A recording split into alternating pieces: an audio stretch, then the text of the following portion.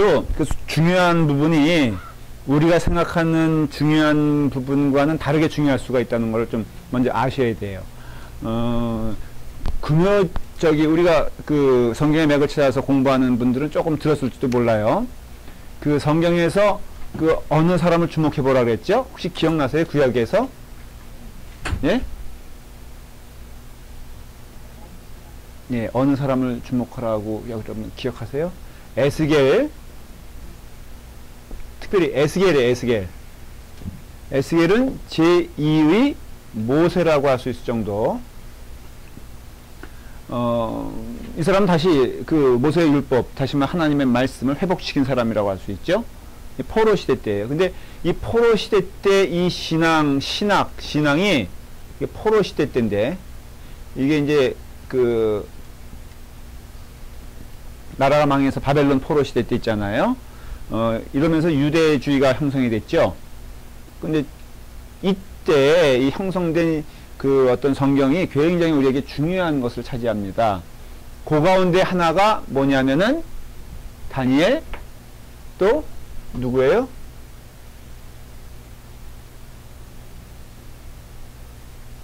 에스겔이 아니고요. 제가 왜 이러지? 에스라입니다. 에스라. 아무도 제가 이렇게 말해도 이렇게 질문하는 사람들이 없어요. 100%.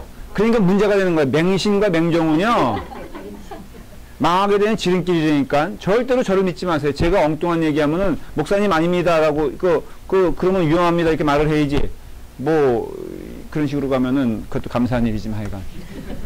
에스겔이 아니라 에스라 얘기한 거였어요. 지금 조금 전에는 에스라가 그만큼 구약에서 차지하는 비중이 크다. 우리는 사실은 에스라면은 조금 이렇게 이게 구약에 뭐 다윗보다 못한 사람 이렇게 생각하잖아요. 근데 그게 아니라 에스라가 중요한데, 이게 왜 중요하냐? 포로 시대 때 신앙을 형성한 사람이기 때문에 중요하다는 거예요. 근데 이 포로 시대 때 연관된 사람들이 있다는 걸 얘기하려는 거예요. 지금 그게 누구예요? 다니엘, 또 에레미야요? 갑자기 또 뜬금없이. 에레미야는 그 포로 시대 때 바로 전에 연관돼 있지만은 그때 예언자, 마지막 예언자라고 할 수 있죠. 그러니까 지금 제가 말씀드린 것은 포로 시대 때 얘기하는 거예요. 다니엘과 에스겔, 그 다음에 느헤미야, 이런 사람들이 있어요. 에스라와 느헤미야는 완전히 뒤에 사람이고요. 획을 긋는데, 이 다니엘과 에스겔은 어떤 사람이냐면은 포로 1세대예요. 1세대. 이게 무슨 소리냐면은 성경 순서는 에스겔, 다니엘 이렇게 돼 있어요. 구약 성경에 보면은 성경 순서는 에스겔, 다니엘. 근데 실상은 누가 먼저다? 다니엘, 에스겔이에요. 역사적인 순서로 따지면은. 근데 왜 에스겔, 다니엘이냐? 그거는 순전히 뭐 때문이라고 했죠? 성경의 분량 때문이라고 했어요. 이건 뭐 30몇 장 넘고, 이거는 12장이니까. 그렇지만은 다니엘은 1차 포로 때 잡혀간 사람이고, 에스겔은 2차 포로 때 잡혀간 사람이에요. 그 에스겔은 그 성경을 읽어보면은 이 사람은 어떻게 보면은 우리가 흔히 세상 말로 말하면은 좀 이렇게 정신분열증 현상을 보일 정도로 굉장히 그 특이한 사상을 가지고 있었던 사람이다. 성경학자는 그렇게 이해를 해요. 그건 세상 사람들의 세상적인 기준으로 말하는 거예요. 어떤 하나님의 영에 붙잡혀서 그 어떤 그런 것들을 질병도 있다고 생각을 하고, 그래요. 그런데 이 다니엘은 그렇진 않아요. 그렇지만은 다니엘과 에스겔이 보여주는 것은 이 큰 띠은 뭐냐면요. 뭐라 그랬죠? 절망 가운데 소망을 해요. 아주 상황은 아주 절망적이고 힘들고 어려운 상황. 도저히 어떻게 보면은 소망을 볼 수 없는 상황에서 소망을 보는 사람들이 바로 이 사람들이에요.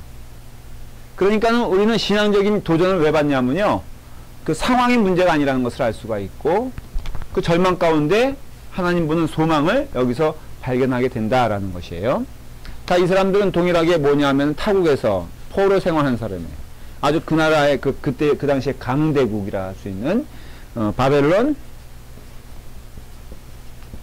그 다음에 메데, 그 다음에 바사, 이런 나라들을 경험한 다 이 당대의 가장 강한 나라들이었는데, 이런 나라들을 경험하면서 하나님의 뜻이 임한 사람들이에요. 자, 그런 것을 가지고 지난번에는 우리가 에스겔서를 마쳤어요.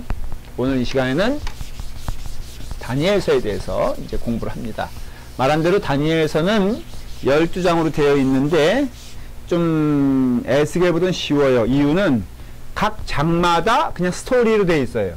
어떻게 보면 한 장 한 장이 이야기야. 근데 그 이야기인데 우리가 오늘 하려고 하는 그 과정은 뭐냐면은 단편적인 이야기를 말하려고 하는 게 아니라 이 전체적인 12장 가운데 흐르는 하나님의 뜻이 무엇이냐를 발견하려는 거예요. 이해가 되세요? 여러분들은 뭐 예를 들어서 자 이럴 때 이제 제가 질문 들어가고 답이 나옵니다.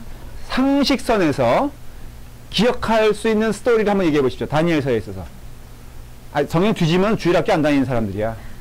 자, 상식선에서 다니엘서 됐어. 이제 저기 사모님은 자격이 없어요. 한 가지 한번 얘기해 보시죠. 뭐 있잖아요. 갑자기 눈을 또 안 마주치고. 자, 뭐가 있을까? 다니엘서에 얘기 나온 게. 풀무불 집어넣는데 살았다. 그랬죠? 조금 이제 고급스러운 그 기억을 더듬는 사람은 거기에 한 사람이 더 있었는데 세 친구가 들어가지 않고 네 명이 들어갔다. 근데 한 명은 누굴까? 막 그래서 이제 나오는 게 그게 누구다? 예수님이다. 그렇게 해석을 하죠. 자, 또 무슨 얘기가 있을까요? 사자, 그렇죠? 다니엘이, 이거 제가 말하면 안 되는데, 사자만 딱 한마디. 무슨 사자가 뭐, 암사자랑 이렇게 놀다가 끝나는 얘기예요? 예? 사자가 들어갔는데, 그래요. 안 죽었죠. 거기서 또 중요한, 안 죽었죠? 어떻게 안 죽었을까? 입을 딱 봉했죠? 그래서 누가 회개했죠? 그래서 왕이 회개했죠. 오케이, 그런 얘기 좋아요. 그 다음에 또 얘기 있을까요? 오케이, 자 그런 얘기들이 이제 조목 뭐 꿈 얘기도 좀 나왔으면 좋고 그 다음에 다니엘이 우리 하는 기도의 사람 다니엘 할 때 기억나는 얘기 또 뭡니까? 아침에 늘 일어나면 기도했는데 그것을 시기한 어떤 시기한 사람들이 왕에게 왕 말고 다른 사람에게 절하는 자를 처벌하십시오. 근데 그 누굴 노리고 한 거예요? 다니엘. 근데 다니엘이 알면서도 그래서 이제 죽으면 죽으리라라는 그런 어떤 말을 한 다음에 그 다음에 이제 기도하죠. 예수님 집사님 왜 웃어요? 예, 죽으면 죽으리라는데 아무런 반응이 없으면 또 제가 또 이제 화가 나는 거죠. 왜? 죽으면 죽으리라는 누구 대사예요? 에스더의 대사잖아요. 그쵸? 지금 뭔 얘기하는지 모르는 분들은 그냥 좀 여기서 수준이 높은 분들에게 레슨을 좀 받으세요.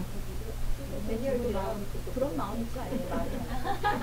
그런 마음으로 그래요. 그런 마음은 맞죠. 다 죽으면 죽으리라지. 예, 지금 제가 한 얘기는 테스트였어요. 조금 전에. 자, 그래요. 다니엘서 좀 요약해 볼까요? 1장부터 6장까지는 구체적인 이야기들로 이루어지는데 3인칭으로 쓰여져 있어요. 스토리가. 그러니까는 다니엘이 이제 3자 입장에서 쓴 거예요. 그리고 언어 자체도 틀려요. 아람어로 되어 있어요. 뭐 이건 여러분들이 기억하셔도 되고 조금 뭐 그래도 돼요. 모르셔도 상관없어요. 아람어로 되어 있고 7장부터 12장까지는 히브리 말로 되어 있어요. 그래서 히브리 말로 되어 있어 가지고 1차적인 그러니까 1인칭의 입장에서 이제 얘기를 합니다. 자, 그런데 1장부터 4장까지는요, 여기 가운데 이제 이렇게 이어져 있는 것 가운데 1장부터 4장까지는 바벨론의 느부갓네살 왕이에요. 근데 이 사람은 굉장히 좀 주목해야 될 게 성경 역사 말고도요, 세상 역사에 있어서도 느부갓네살 왕이 차지하는 비중이 굉장히 높습니다. 바벨론이란 나라 자체가 로마 제국만큼 컸었어요. 그 당시에. 그러니까 쉽게 말하면 지금의 뭐라고 이해하시면 되냐? 그냥 미국? 뭐 하여간 제일 큰 강대국, 누구도 넘볼 수 없는 그 나라를 로마 시대 뭐 그런 식으로 얘기하잖아요. 그것처럼 바벨론의 느부갓네살 왕 때가 가장 강력한 그 나라를 이루고 있었고요. 그 다음에는 5장 나오는데 5장은 누구예요? 벨사살 왕이 짧게 나와요. 벨사살 왕이 나오는데 이 사람은 누구냐면은 바로 느부갓네살 왕의 아들이에요. 아들. 그리고 6장에는 누가 나오냐면은 이제 그 메데 나라의 그 다리오 왕의 통치 기간에 일어난 일들을 말하고 있어요. 6장까지가 그런 스토리예요. 이제 말한 대로 읽어도 그렇게 부담이 안 느껴요. 그 스토리 자체가 하나하나가 어떻게 보면 재밌어요. 근데 말한 대로 거기에 일관된 주제가 있어요. 그건 제가 나중에 말씀을 드릴게요. 그리고 7장부터 12장까지는 주로 환상이에요. 환상. 내가 본 뭐예요? 환상이에요. 근데 그것도 너무 열심히 안 쓰셔도 저를 보시면 돼요. 1장부터 6장까지 기록된 내용과 7장부터 12장까지 기록된 환상의 내용이 다르지만은 말하고자 하는 포인트는 똑같아요. 이해가 되세요? 그러니까 여러 이야기도 있는 것 같고 뭐 이렇게 있지만은 사실 다니엘서에 있어서 가장 분명한 주제가 하나 있어요. 그게 뭐냐면은 세상은 변하지만은 하나님은 영원하시다는 거고, 세상의 권력은 무너지지만 하나님의 권세는 무너지지 않는다. 그런 거예요. 그리고 신자의 입장에서, 다니엘도 신자죠? 그렇죠? 다니엘의 세 친구들도 신자죠? 신자는 무엇을 보고 나가야 될 것이냐를 얘기해 주는 거예요. 그럼 이해가 되시죠? 그러니까 세상 권세예요. 세상 권세가 그때 보기에는 그게 다인 거라고 생각했어요. 지금 우리도 어때요? 솔직히. 여러분 혹시 이런 엉뚱한 상상 해보신 적 없어요? 예를 들어 말하면 내가 한 1억 달러 정도를 내가 지금 가질 수 있다. 그럼 너 목사 그만둬라. 그러면은 어떨 것 같아요, 여러분들? 아니, 지금 질문 이해가 안 되세요? 1억 달러를 누가 준다. 그 조건이 있다. 근데 목사 그만두는 거다. 제 얘기인데 여러분께 물어보는 거예요, 한번. 여러분 같으면 1심 1심 솔직히 어때? 그만두고 조금 더 하는 일만 하면 되죠. 아 진짜 그런 상상 안 해봐요, 여러분들? 전 가끔 해봐. 타교로 왜냐면 너무 어떤 때 구질구질한 때가 있거든. 이게 뭐야 이게 대체. 뭐 별반 성장도 없고 그 가자 그래도 같이 가자 그래도 뭐 딴짓 하는 것 같고 그러면은 마음 가운데 아 이럴 바에는 그냥 누가 한 1억 달러 주면은 그냥 이거 그만두고 아주 그냥 깨끗하게 좋은 일 하다가 살면 되지 않냐. 그래요? 전에 제가 여기 세리터스 교회 있다가 전에 그 다음에 교회 갔을 때 어떤 교인이 그 기업 일을 읽었는데요. 2억 5천 불에 팔았나? 그래서 신문에도 막 나왔어요. 한국 그 신문에도. 교포인데 성공한 사람 해가지고 그때 2억 달러였나? 그 사람이 그 다음에 어떤 생활을 한 줄 아세요? 회사 그만두고는 투자 회사를 만들었어. 그래가지고는 맨날 골프 쳐. 나이 50에 기억해보니까. 야, 그런데요. 그거 해볼만 하대. 한 2억 정도를 은행에 딱 놔두고선 평생 써도 안 되는 거. 그런 거. 자, 그런 거, 지금 그런 스토리예요, 사실은. 이 다니엘서가 아주 심플하게 얘기하면은 눈에 보이는 세상 권력이 무서워요. 우린 뭐 그냥 그때 다니엘 그랬지 그렇지만 지금 그 차원이 아니거든요. 우리를 따지면 지금 가장 이 세상에서 올라갈 수 있는 그 길, 그 위치, 그 보장과 하나님과 연결됐을 때 어떻게 우리는 결정할 것이냐. 그걸 이제 다니엘서에서 보여주는 내용이 끊임없이 그런 얘기예요. 자, 이제 조금씩 리뷰를 해볼게요. 1장은 기억나시죠? 먹는 거 얘기가 나와요. 다니엘의 그 세 친구들이 왜 들어가나요? 물구덩이로? 아주 단순한 문제로 들어가죠? 아니다. 죄송해요. 1장은 무슨 얘기냐면은 이게 다니엘과 함께 먹는 거 문제로 시작이 되죠. 그래서 나는 고기는 안 먹겠다. 나는 식물만 먹겠다. 근데 채식주의자예요? 다니엘이? 왜요? 왜 그렇게 합니까? 뭐 모르는 거 성경 뚫어지게 봐도 뭐 그 답이 나오나 지금. 저를 보세요. 왜 그랬느냐? 이유가 있었어요. 그 당시에 그 고기라는 의미는 뭐였냐면은 우상에게 신에게 제사를 드린 다음에 나오는 것이 고기였어요. 그 바울도 그런 논쟁을 하잖아요. 어떤 논쟁을 하냐면 신약에서 묻지 말고 먹어라. 왜냐? 그 당시에 어떤 고기가 있었냐면은 신에게 제사 드리고 나온 고기가 있었고 푸축간에서 그냥 먹기 위해서 잡은 고기가 있었는데 이것이 다 혼재돼서 팔렸다는 거예요. 시장에서. 그러니까 구분이 돼 안 돼? 구분이 안 되니까는 교인들 간에 논쟁이 되겠죠. 고기를 먹어야 되냐 먹지 말아야 되냐, 어느 고기 먹어야 되냐 먹지 말아야 되냐. 그럴 때 바울이 내린 결론이 만일에 이것이 어디 무슨 용도로 잡았는지 모르는 경우에는 먹어라. 너희가 눈으로 보지 않았다면은 먹어라. 그런데 만일 이 고기의 출처를 분명히 알고 이것이 신전의 우상에게 바쳐졌던 것이란 것을 아는 순간은 먹지 말아라. 그랬어요. 그 똑같은 거예요. 다니엘에게 있어서 지금 뭐가 문제냐면은 그땐 100% 이것이 그 우상에게 숭배된 제물로서 자기에게 오는 고기가 그 고기인 줄 알았어요. 그러니까 다니엘은 알았다는 거예요. 그러니까 아니까 먹을 수 있어 없어요? 먹을 수 없다는 거죠. 그리고 아주 지혜롭게 얘기를 합니다.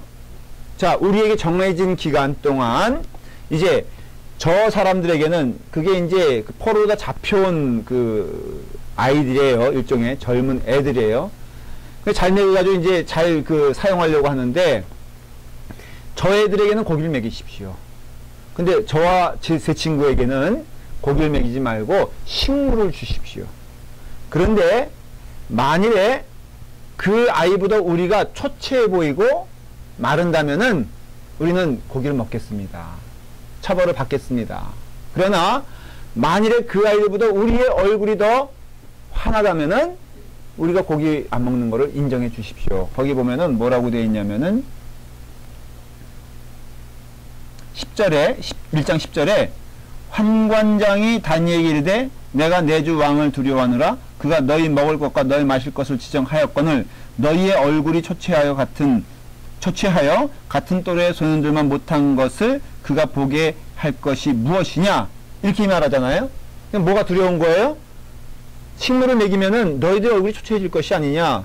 그럴 때 13절에 뭐라 그래요? 다니엘이 당신 앞에서 우리의 얼굴과 왕의 음식을 먹는 소년들의 얼굴을 비교하여 보아서 당신이 보는 대로 종들에게 행하소서 하매 그가 그들의 말을 따라 열흘 동안 시험하였더니 딱 열흘 동안 기한을 두고 시험한 거예요. 참 어떻게 보면 재밌는 이야기도 되죠. 여러분 고기 먹는 사람의 얼굴이 환해요? 아니면 야채 먹는 사람의 얼굴이 환해요? 여러분 한번 테스트 해본 적 있어요? 안 해봤죠? 한번 해보세요. 열흘 동안 여기서 딱 이렇게 팀을 나눠 이렇게 해가지고 다음 일주일 동안까지 여러분들은 야채만 먹고 오세요. 여러분들은 고기만 먹고 오세요. 이런 식으로 이제 했다는 것이죠. 나중에는 결국은 다 이게 답이 나왔어요. 2장에서는 느부갓네살 왕의 꿈을 해몽하는 얘기가 나오게 됩니다. 근데 느부갓네살 왕이 왕의 꿈의 얘기를 안 해요. 자기 자신이 어떤 꿈을 꿨다. 그리고 무조건 뭐라고 말해요?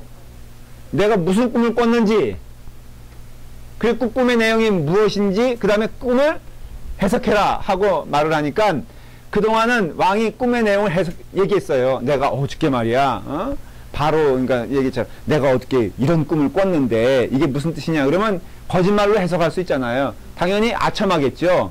그런데 이번에는 느부갓네살 왕이 그걸 알고서는 나 내 꿈 얘기하지 않겠다. 니들 내 꿈 진짜 니들이 점쟁이라면은, 니들이 진짜 신령한 사람이라면은 그 꿈 얘기해봐라. 그러니까 아무도 얘기했다 못했다. 얘기 못했다는 거예요. 그 다니엘은 그 꿈의 내용도 얘기하고 그것을 해석하는 얘기가 나오죠.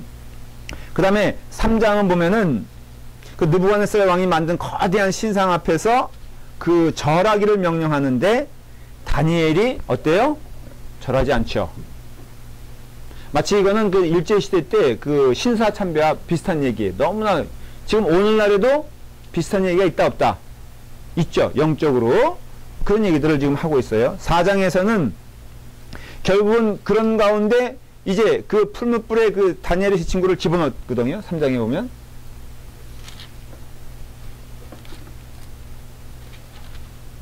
근데 집어넣는데 살아요. 그러니까 너무 놀랐잖아요. 그래서 4장에 가면은 결국은 자신의 그 무지와 오만함을 느부갓네살 왕이 이제 고백을 하게 됩니다. 인정을 하죠. 그리고 하나님은 질병을 통해서 그 느부갓네살 왕을 낮춰주세요. 그러니까 그 시련을 주죠. 느부갓네살 왕에게. 자, 그런 가운데 얘기가 끝나고 느부갓네살 왕은 이제 역사에서 이제 사라지게 됩니다. 5장에 보면은 벨사살 왕이 나오는데 그 벨사살 왕은 굉장히 짧게 이야기가 끝납니다. 그냥 죽어버려요. 뭐라는 그 메시지를 받고 죽어요? 메네 대게 우바르신 5장 25절에 이상한 말이 나오죠. 잔치를 베풀고 있는데 다시 말하면은 이제 아주 이 사람은 향락을 좋아하는 사람이었던 것 같아요. 그러니까는 느부갓네살 왕은 실력은 있었는데 실력도 있었는데 이 벨사살 왕은 실력도 없는 왕이었던 것 같아요. 근데 이제 술 먹고 술 취하고 그러는데 벽에 갑자기 손이 나와가지고 글씨 쓰는 거예요. 뭐라고 씁니까? 5장 25절에 보니까 메네 대게 우바르신. 그래서 해석해 보니까 하나님이 이 당신의 왕의 나라의 그 시대를 세워서 그거를 끝나게 하셨는데 저울을 달아보니까는 왕의 무게가 부족하나이다.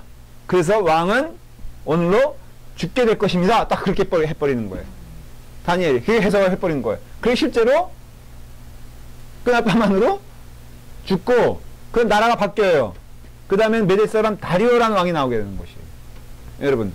근데 이 다니엘서에 보면요. 한 가지 또 중요한 게 나오는 게 뭐냐면은 책이 그 앞에 있다는 얘기도 이제 제가 이따 하겠지만 책에 대한 얘기가 나와요.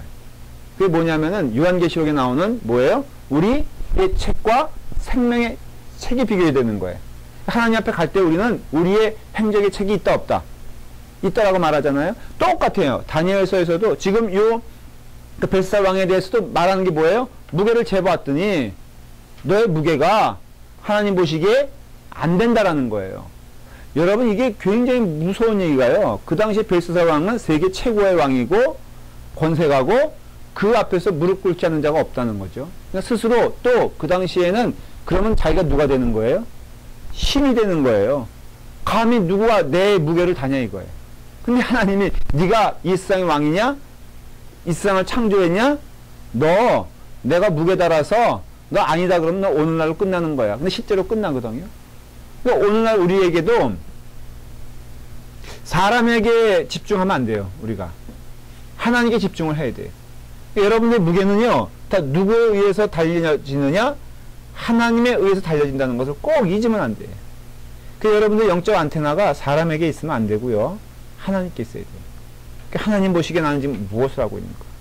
그러니까 제가 자주 하는 얘기가 뭐예요? 하나님 보시기에 어떤가를 바라야 돼요. 사람을 관계하지 말고 나 또한 하나님 앞에 어떻게 서 있는가를 순수하게 내가 보기 원하니까 여러분들도 하나님 앞에 온전히 서 있는 자가 되십시오. 그런 얘기들이 이제 다니엘서에서 아주 더 강하게 나오게 되죠. 6장은 그 유명한 얘기예요. 다니엘이 결국은 어때요? 사자굴에 이거는 다른 왕의 다리오 왕 때 얘기예요. 그러니까는 지금 다니엘은 참 재밌는 것은요. 몇 명의 왕을 경험합니까? 네? 3명이죠. 근데 다 이 사람이 어느 위치에서 이 왕들을 대합니까? 귀양 같습니까? 아니에요. 다 높은 위치에서 거의 국무총리 위치에서 이 사람은 돼요. 참 이상한 아주 불가사리한 거죠. 더군다나 그 뭐 벨사살 왕, 뭐 느부갓네살 왕은 같은 그 라인이니까 아버지 아들이니까는 이해가 되잖아요. 근데 메대 바사는 나라가 바뀐 거라고요. 나라가 바뀌었는데 이 다니엘은 거기서도 나라의 중요한 위치를 왕의 지근거리에서 보좌하는 사람이라는 것은 정말 불가사리한 얘기예요. 근데 또 그 다리오 왕 때 무슨 일이 벌어지냐면은 그 사자굴에 갇히는 일이 벌어지죠. 그게 바로 다리오 시대 때예요. 세 번째 왕 시대 때. 느부갓네살, 벨사살, 다리오 때 이제 그 사자굴에 갇히는 거죠. 그 식물 사건은 어느 때예요? 느부갓네살 왕 때예요. 그렇죠? 풀무불에 들어간 것도 느부갓네살 왕 때예요. 벨사살 왕 때에는 꿈을, 그러니까 그 글자 나타난 메데메데 우바르신. 그러니까 그것을 해석한 얘기가 나옵니다. 그 다음에 다리오 때 무슨 사건이 난다고요? 사자굴 사건이 일어나게 되죠. 그러니까는 그게 바로 6장에서 나오게 되는데, 느부갓네살 때 왕은 소년 시대 때예요. 어린 시대 때예요. 그런데 다리오 때 이 그 사자굴에 갇히는 사건은 거의 정확한 나이는 그 말할 수 없지만은 그 다니엘이 80세 정도 됐을 거라고 생각을 해요. 꽤 오래 살았죠? 근데 오래 사는 동안 이 사람의 신앙의 여정을 쭉 보여주는 거예요. 참 다니엘이요, 대단한 사람이에요. 우리가 그냥 쉽게 넘어갈, 그래서 늘 제 이름이 그 뭐라고 그랬죠? 예, D자로 시작하면 다 제 이름이라고 그랬잖아요. 그래서 데이빗, 다니엘, 이건 누구도 쓰면 안 돼. 제가 특허를 냈기 때문에. 근데 어느 때는 제가 다니엘로 했다가 어느 때는 데이빗으로 하는 거는 둘 다 매력적이잖아요. 근데 다니엘은요, 정말로 그래서 다니엘을 어떤 사람들은 요셉과 비교하는 사람이 있어요. 뭐냐면 그 신앙에 있어서 흔들리지 않냐는 모습. 다니엘 보면 흠이 있어요, 없어요? 요셉을 보면 흠이 있어요, 없어요? 있죠? 다윗은 좀 이렇게 뭐 헤매기도 있잖아요. 막 나쁜 짓도 하고 뭐 어떻게 보면은 그 뭐 간음도 하고 또 살인도 하고 막 그랬는데, 이 다니엘과 그리고 또 요셉 같은 경우는 인생의 곡절이 참 많아요. 고난이 많아요. 어려움이 많아요. 평탄한 게 아니야. 그 사람들의 형통은 비단길 같은 고속도로 같은 길에서 형통이 아니라 정말로 어떻게 보면 쓰러질 수밖에 없는 그런 환경 속에서 형통한 사람이에요. 표현하자면은. 형통이란 것은 어떤 환경적인 여건에서 형통을 말하는 게 아니라요. 내 안에 하나님이 함께 하실 때 내가 가는 곳마다 악얼골짝 그 빈들이라도 형통할 수밖에 없는 거예요. 그러니까 형통의 의미를 우리가 깨닫게 되면은 하나님이 내 안에 계신 것이 형통이지 모든 환경이 형통이라고 말할 수는 없다는 거예요. 그렇죠? 그러면 우리에게서 형통의 개념이 무엇인지 깨닫게 되죠. 자, 그런 일들이 이제 6장에 나옵니다. 그래서 사자굴에 갇힌 것이 80대 다니엘이 다 늙었을 때 얘기로 추측이 되고요. 그 다음에 7장부터 12장까지는 어떤 시대적인 그 역사를 얘기해 주는 게 아니라 환상을, 다니엘이 본 그 환상을 얘기해 주고 있고요.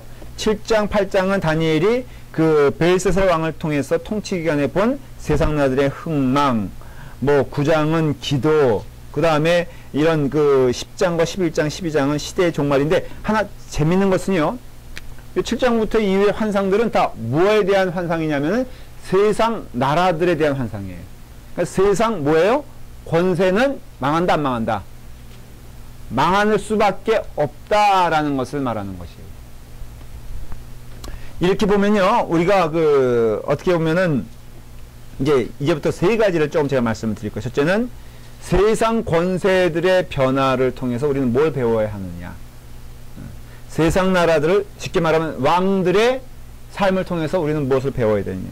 두 번째는 그 왕들을 만지시고 세상을 이끄시는 분은 왕이 아니라 누구다? 하나님인 분이에요. 하나님의 불변성을 얘기하는 거예요. 다니엘은. 그때 우리는 그것을 통해서 뭘 배워야 되겠느냐? 그 다음에 세 번째는 그 가운데 살아남은 다니엘을 통해서 우리는 무엇을 배워야 되겠느냐는 것이에요. 자, 보면은 이제 우리가 주목해 볼 사람은 느부갓네살 왕이에요.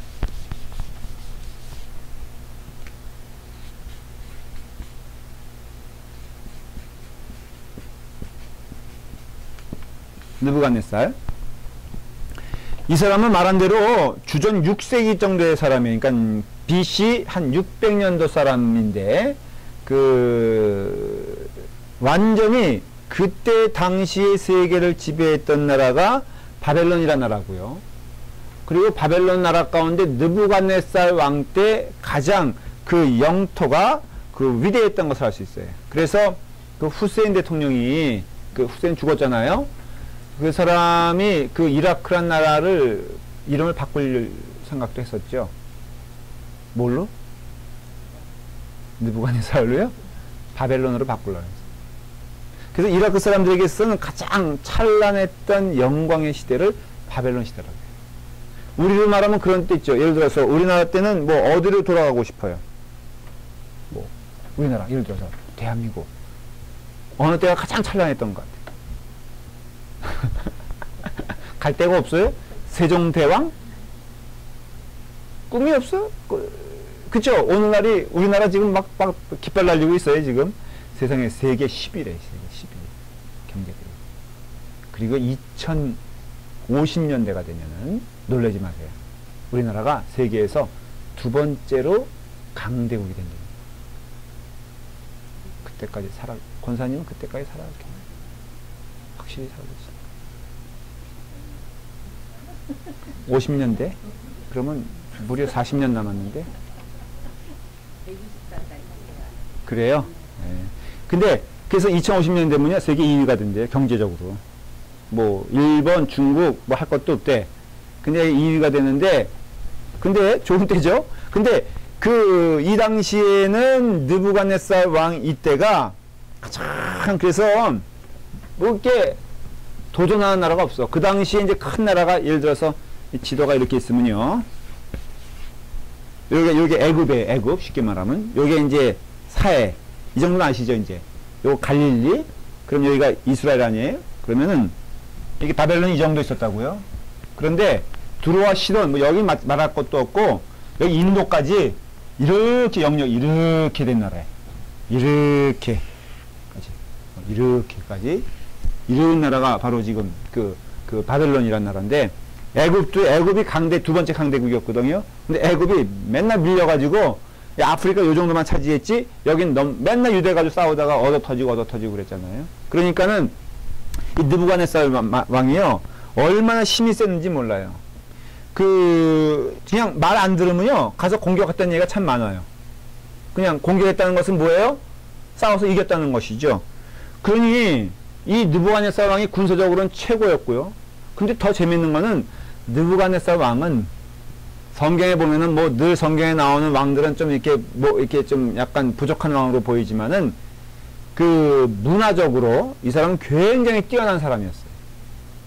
그래서 그 나라가 융성한 이유가 군사적인 능력 때문에 융성한 것뿐 아니라 문화적으로도 그때 바벨론의 문화를 쫓아올 수가 없었어요. 여러분 그렇지 않아요? 이해가 되죠? 바벨론의 문화 한 가지만 얘기를 하면요. 4장 30절에 보면요.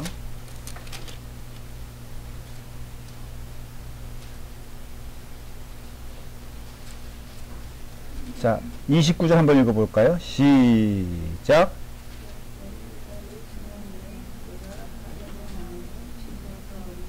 예, 약간 이상하게 생각해야 될 것은 왜 느부갓네살 왕이 지붕 위에서 헤매고 있을까?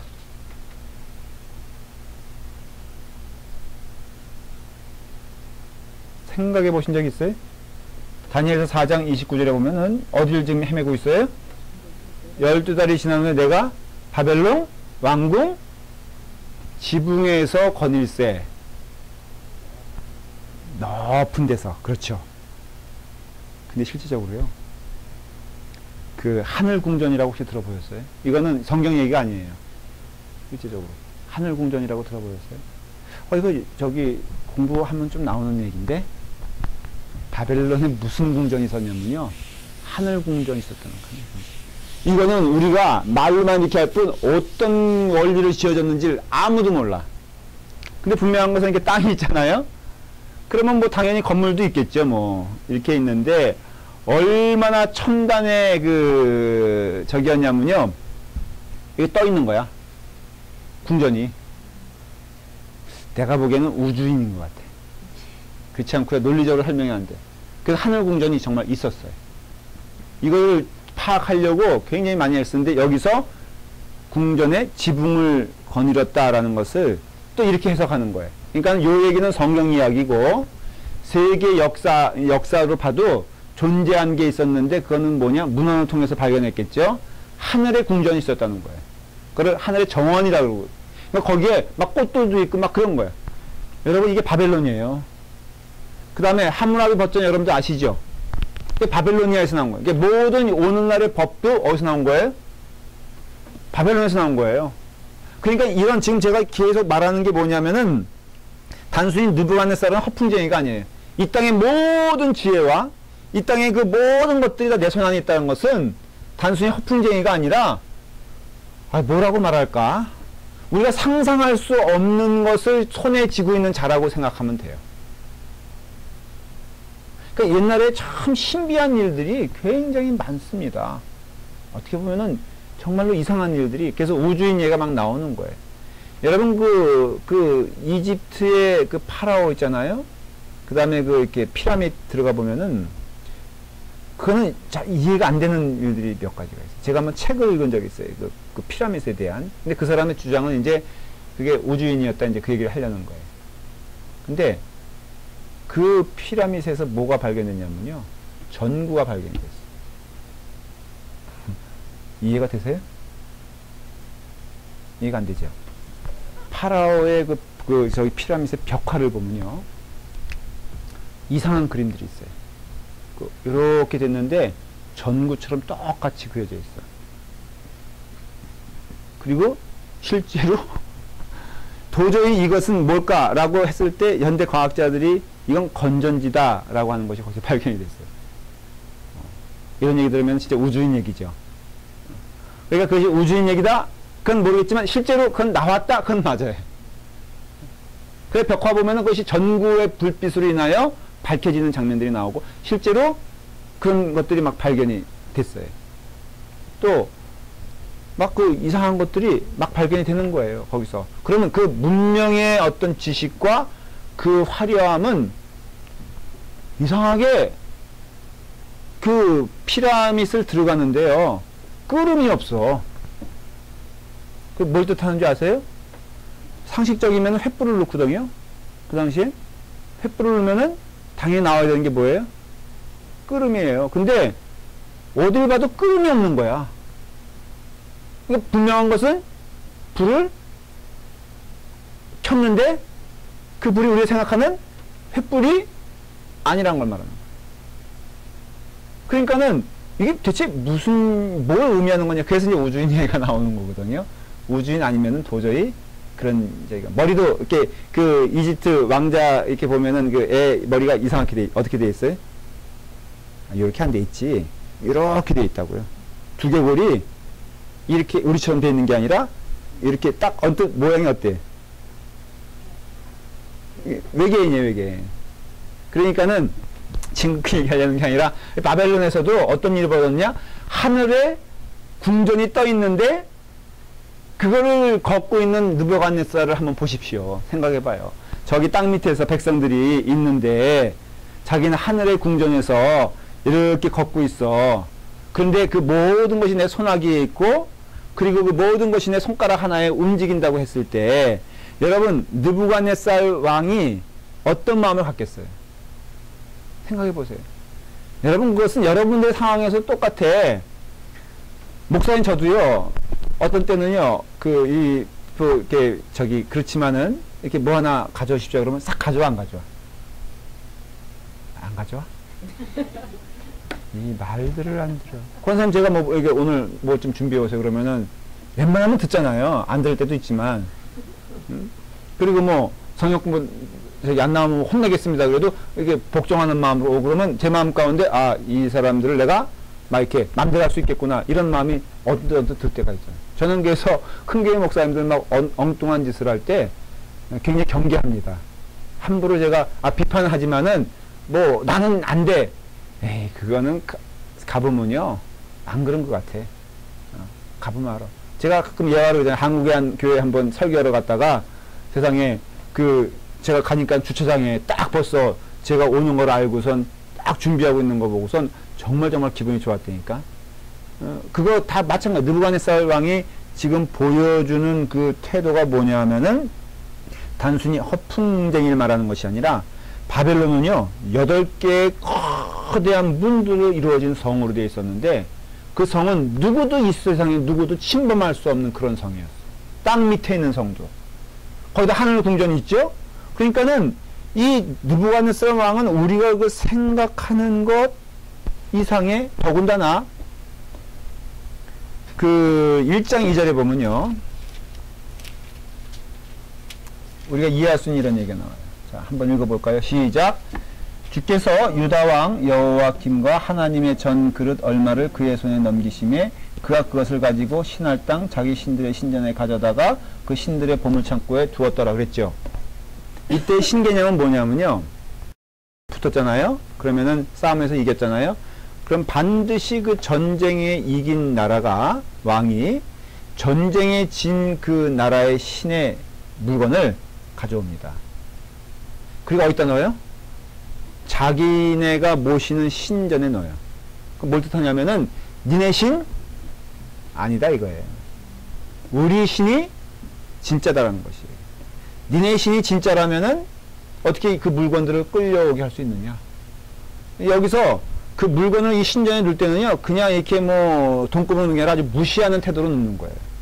무릎 꿇어라 우리 신에게. 이해가 되세요? 왜 그 예루살렘 성전에 있는 물건들을 굳이 가져다가 뭐 느부갓네살 왕의 그 왕궁에 있는 물건들이 더 뭐 초라했겠어요? 그 뜻이 아니에요. 뭐 금은부하니까 그 뜻이 아니라 거기에 있는 그 신전의 그 물건들을 가져온다는 뜻은 니네 신은 죽었다. 그러니까는 지금 이거는 여호와 하나님을 말하는 거거든요. 그러니까 느부갓네살 왕 입장에서는 여호와 하나님이 높은 왕이에요. 자기네가 믿는 우상이 더 높은 왕이에요. 높은 신이에요. 높은 신이에요. 그러니까는 그걸 지금 보여주는 거거든요. 그러니까 느부갓네살 왕 마음 가운데는요 누구보다 높은 자가 없는 거예요. 자기보다. 근데 이런 유사한 얘기가 재밌는 얘기가 사무엘상에서도 나오죠. 혹시 기억하세요? 그 엘리의 두 아들이 전쟁에 막 지니까는 그 법궤를 들고 나가지 않습니까? 그래서 법궤를 가지고 가면은 이길 줄 알고 그랬는데 그 블레셋 사람들과 싸웠는데 져요 이게.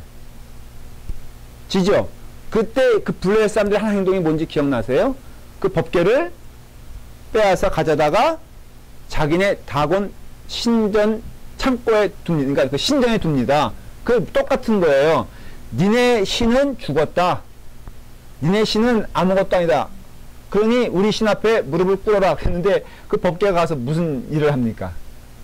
다곤신의 그 신상들을 다 모가지를 땡땡 잘라버리잖아요. 그러니까 무서워가지고 그 법궤를 우리 여기 있으면 안 되겠다 해서 돌려보내는 게 똑같은 얘기예요. 그 당시 그 옛날 고대 시대 때 그 니네 신이 우리 신보다 강하냐 낫냐 라는 것이고 우리가 전쟁에 이기니까 그 신은 이제는 낮은 신이고 죽은 신이다. 그래서 니네 신은 이제 꼼짝 못한다. 우리 신 앞에 그러면서 그 신전에 모셔두는 거. 지금 이 얘기도 그 다니엘서에 나오는 이 이야기도 그러니 생각해 보세요. 여러분 느부갓네살은 영토적으로도 그만큼 넓을 수가 없었죠. 모든 왕들이 무릎을 꿇었죠. 그 다음에 거기서 나오는 조공과 물자로 인해서 바벨론 나라는 풍성하죠. 그 다음에 모든 문화적인 면에 있어서도 가장 우수한 문화를 자랑하고 있었죠. 사회적으로도 잘 조직이 되어 있었죠. 더군다나 자기는 하늘의 궁전에서 걸으면서 무사람들을 밑으로 보면서 이 모든 것들이 내 손아귀에 다 있다는 것을 보게 되었을 때 더군다나 신이라는 그 유대 신이라고 하는 그 여호와라는 신도 무릎을 꿇어서 자기 신 앞에 무릎 꿇고 앉아있죠. 여러분 천상천하의 유아독존이라고 했잖아요. 무서울 게 없는 거예요. 그때 그거 알겠습니까? 근데 지금 여지없이 하나님이 누구를 지금 책망하고 누구를 지금 이렇게 공격하고 있는 거죠? 느부갓네살 왕이에요. 느부갓네살 왕에게 보여주고 하는 것이 뭐냐? 너는 잠시 있다 사라진 존재라는 것이에요. 너는 저 드레피는 그 풀같이 잠시 있다가 없어지는 것 같은 존재와 똑같다는 거예요. 너조차도 근데 그걸 누가 본 거예요? 먼저 하나님이 그걸 말씀하셨지만 누가 본 거예요? 다니엘이 본 거예요. 그걸 얘기하는 거예요. 그래서 다니엘 보기에 느부갓네살 왕 자기가 섬기고 있지만은 무릎 꿇는 대상은 아니라는 거예요. 내가 오직 무릎 꿇을 수 있는 그분은 누구다? 하나님이. 이게 말처럼 쉬울 것 같아요, 여러분들. 여러분, 어느 날에 있어서도 우리가 그렇지 못하는데 이때는 최고 권력자이고 모든 것을 가졌고 그런 사람 앞에 무릎 꿇어야 될 내가, 당신은 잠시 있다 갈 존재다. 당신은 하나님 앞에서 심판받을 존재지 하나님 앞에서 머리 꼿꼿이 쓰고 있어야 될 존재가 아니다. 느부갓네살 왕. 그 다음에 누구예요? 그 다음 왕이 벨사살. 똑같은 거예요. 당신 영원하지 않다라는 거예요. 당신은 당신 아버지야. 어느 정도 삶을 살았지. 당신은 오늘 밤에 죽게 될 것이다. 하나님 데려가실 것이다. 다리오 왕? 그 갇히게 된 게 뭐예요? 그 사자굴에. 그 다리오 왕을 존경하고 좋아했던 것 같아. 정이 있었던 것 같아. 두 사람 사이에. 그럼에도 불구하고 그러니까 너무 이 다니엘을 보면서요. 우리가 신앙적으로 도전이 되는 게 다니엘이 다리오와 좋은 사이였지만 내가 보기에는 어떻게 보면은 굉장히 아끼는 사이였던 걸 다리오가 막 눈물 흘리면서 너무 걱정해가지고 그 다음날 가서 야, 니네 하나님이 너를 좀 살렸으면 정말 좋겠다고 달려갈 정도니 다리오가 비록 다니엘을 이렇게 그 사자굴에 가다 놨지만은 그 관계가 얼마나 돈독했겠어. 그러면 권세가 아니다라고 말할 수 있어도 정조차 이해가 돼요? 권세부로 나를 쓰러뜨리려는 권세부로 나는 하나님만 믿겠다라고 말하는 건 오히려 쉬워요. 그런데 정이 있고 사랑이 있고 정분이 있는데 그래도 하나님만 섬기겠다고 말하는 것은 더 어려운 것일 수도 있어요. 지금 다니엘은요, 그걸 다 보여주는 거예요. 다리오와의 관계가 어떤 뭐 권세와 그 권세 잡은 자와 아니면 핍박받는 자의 관계가 아니라 그 다리오가 참 좋아, 사람이. 참, 그리고 성실해. 그리고 또 다니엘이 존경할 만하고 또 그런 다니엘을 믿어줘서 비록 어떻게 보면은 쓰러뜨린 나라의 재상이었지만은 또 그 인격을 믿고 그 인격을 사랑해서 나와 함께 아마 안 그랬겠어요? 같이 마주 앉아가지고 뭐 이렇게 잔 하나 놓고선 야, 내가 믿을 사람은 너뿐이 없어. 이 사람들 많이 있지만은 다니엘, 난 너만 믿고 간다. 그런데 다니엘이 그 앞에서 왕이시여, 나는 하나님만 믿지? 이렇게 말할 수 있냐 이거예요. 근데 이런 걸 보면은 지금 수많은 느부갓네살 왕, 벨사살 왕, 그 다음에 뭐 다리오 왕, 이런 모든 권세자들에게 주는 메시지가 뭐냐? 당신들은 영원할 것 같지만 당신들의 권세는 영원하지 않다. 당신들이 사는 길은 하나님 앞에 무릎 꿇어 그 앞에 존귀함을 드리고 하나님을 찬양하는 것만이 살 뿐이다. 당신들도 나와 같이 하나님 앞에 심판의 책이 있어. 나도 하나님 앞에 심판받을 것이지만 당신도 그 한 인생이 되어서 하나님 앞에 심판받을 존재뿐이 안 된다 라는 것이. 근데 오늘날에 이렇게 봐도 좀 그런 거 저는 느끼거든요. 목사라서 그런지 몰라도 뭐죠? 그 핸드폰 만든 사람. 스티브 잡스. 죽었잖아. 그 말이 너무 당황스럽네. 권사님 반응이. 죽지. 근데 그 돈 어떻게, 돈이 목적이 아니라 그럼 오케이. 뭐 그 사람은 그 창조적인 거에 대해서 기쁨을 누렸다고 하십시다. 대체 그게 뭘까? 가끔 생각을 해봐요. 그 목숨 걸었던 가장 그 아이폰 가지고 목숨 걸었을 거 아니에요. 그게 난 돈 아니다. 이거 만드는 게 재밌다. 제가 이렇게 말하면 좀 이상한가? 그거 만들어서 그게 뭘까? 예? 예. 자꾸만 대답을 하지 마세요. 지금 제 질문은 대답을 요구하는 게 아니라 저희가 좀 부족해서 그런지 몰라도, 무식해서 그런지 몰라도, 미술? 그림을 그리는 거기 예술에 혼이 있다. 진짜로 혼이 있을까? 그거 끝나면 뭘까? 그 사람은 어디 갔을까? 인생은 짧다. 짧아요, 정말로. 저에게도 짧고, 그 사람에게도 짧고, 여러분들에게도 짧어. 뭐가 의미 있을까? 그건 철학적인 질문 한번 해보신 적 없어요? 신앙인은 그런 거 좀 해야 돼. 물어봐요. 대체 뭘까? 저렇게 목숨 거는 거? 지금 뭘까? 뭐에 목숨을 걸어야 될까? 내 삶에 있어서 무엇이 정말로 중요한 것일까? 한번 생각해 보신 적 없어요? 애 키우는 거? 지금 여기 아마 요 세대는, 가만히 있어봐. 요 세대와 조 세대. 요 세대 말고, 이 세대 한참 애 키우느라고 정말 정신없고요. 애 키워서 어떡하겠다는 거야? 그 키워야죠. 자, 은선이와 은술 보면서 느끼는 게 없어요? 저는 느끼는 게 있을 것 같아. 은술 보면은 이제는 다 떠나지 않았어? 아마 엄마랑 같이 있는 게 지옥일걸? 은선이는 그래도 아직도 엄마 붙고, 뭐 아까 지난번에 보니까 뭐 아빠 하면서 이렇게 꽉 붙어가지고 말이야. 그러는데 그게 영원할까? 그게 목적이 될까? 아닌 거 알고 계시죠? 그럼 어떡할까? 집 떠난 뭐 증후군이라 그러나? 뭐 빈둥지 증후군이란 게 있다면서요. 그럼 어떻게 될까? 이런 질문들이 사실은 수없이 우리 가운데 일어나는 것이에요. 영원한 것은 무엇일까? 하나님 기뻐하시는 일은 무엇일까? 내 삶의 영혼이 안전하고 안심되는 때는 언제일까? 그것 못 느끼세요? 내 영혼에 있어 가장 기쁜 때는 무엇일까? 저는요, 담대히 말할 수 있는 게 하나님 찬양할 때 가장 즐거워. 목회도 마찬가지예요. 목회도 인간적인 목회 될 수 있어요. 제가 가끔 그런 얘기 하잖아요. 사람들 이렇게 주목하다 보면요, 이분이 하는 얘기가 두렵고 저분이 하는 행동이 즐거울 때가 있어요. 김건희 목사님이 하와이 갔다 왔다고 그럴 때 오늘 아침부터 기대가 되는 거야. 응? 뭘 가져올까? 근데 못 느꼈는데 오늘 새벽기도 하는데 계시를 받았어. 아, 김건희 목사님이 오는구나. 갑자기 그러니까는 이게 마음 가운데 설렘이 생기는 거야. 하와이라면은 제가 알잖아요, 그렇죠? 그냥 뭐가 비싸고 싼지도 알고, 그 다음에 뭘 가져오면은 이 사람이 성의가 있다 없다는 거 아는데, 올라오는 발걸음이요. 킹콩 올라오는 줄 알았어. 얼마나 쿵쾅대면서 올라오는지. 그럼 가져왔죠. 그래서 다 근데 내가 좋아하는 거를 딱 가져왔어, 진짜로.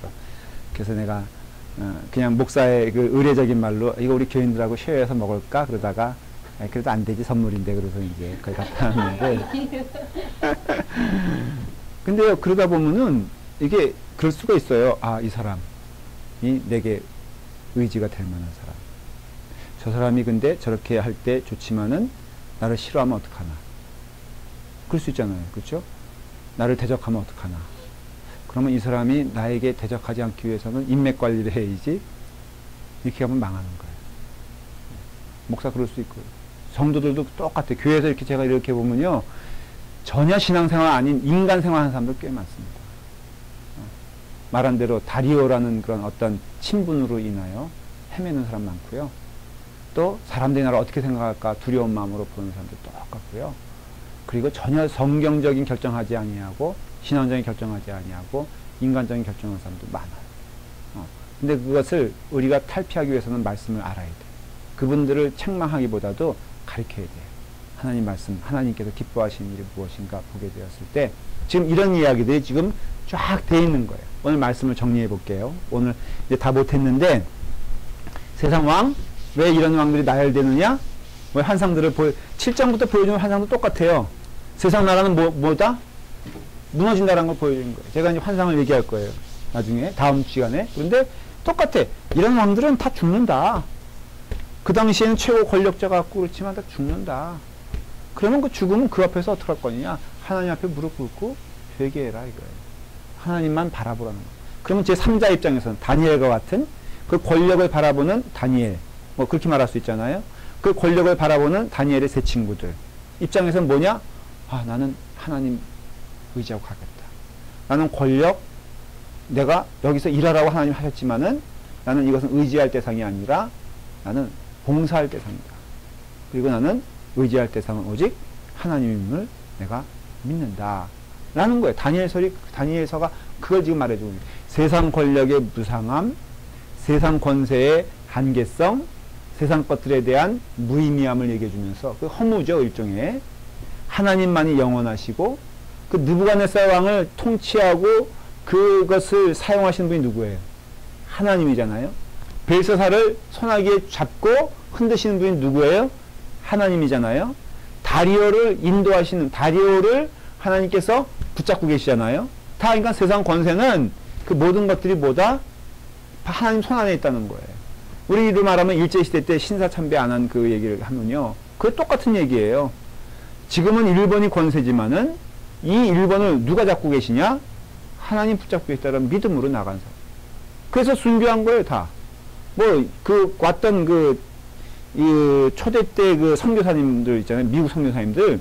굉장히 멋있는 분들 많았습니다. 그 역사를 보면요, 일본 무서워하지 않았어요. 물론 그분들이 순교는 아니에요. 왜냐하면 국교가 있으니까는 쫓겨나긴 했어요. 그런데 아랑곳하지 않았어요. 일본이 뭐라 그러든 나는 여기 일본 보고 온 게 아니라 이 백성 하나님이 구원하라고 오신 걸 믿고 가차없이 반항할 땐 반항을 하고 숨겨줄 땐 숨겨주고요. 그냥 열심히 했어요.